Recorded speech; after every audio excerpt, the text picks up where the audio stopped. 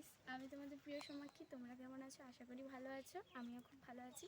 আজকে আমি আমার মামাবাড়িতে এসেছি, তাই আমি ভাবলাম তোমাদের সঙ্গে আমার মামাবাড়ির চারিদিকের পরিবেশটা একবার দেখাই, শেয়ার করি। তাই তোমরা একটু দেখো আর বলবে আমার মামাবাড়ির চারিদিকের পরিবেশটা কেমন, অবশ্যই কমেন্ট করবে। আর ওইদিকে আমার মামাবাড়ি দেখো, ঠিক করে দেখাতে পারছি না, দাও।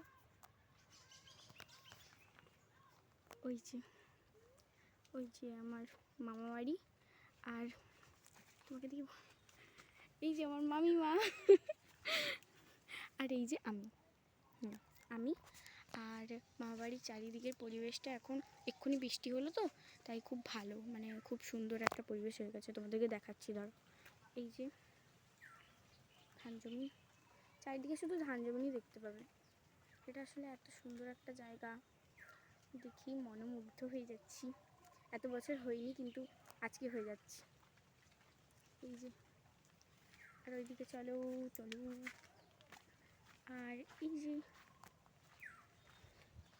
মামাবাড়ির আর একটা, এটা আমাদের নিজের মামা বাড়ির ধান জমি, চাষ করা হয়েছে।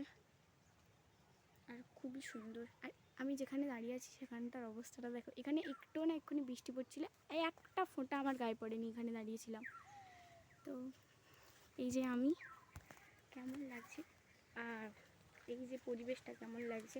আর তোমরা যারা হন্যাবাড়ি সাইড থেকে আমাকে দেখো বা জানো, তারা অবশ্যই কমেন্ট করবে। আর এটা সত্যি, এই হন্যাবাড়ি সাইডটা না একদম গ্রামাঞ্চল, যার কারণে খুব ভালো, মানে এত সুন্দর বলতে পারবো না। এটা খুবই সুন্দর একটা পরিবেশও আছে।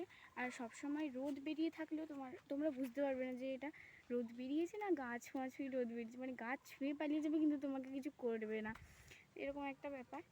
আর আমার মামা বাড়ি ঠিক করে দেখাতে পারছি না, কারণ আমরা লুকিয়ে লুকিয়ে এখানে করছি। তাই টাটা, আজকের জন্য এতটাই।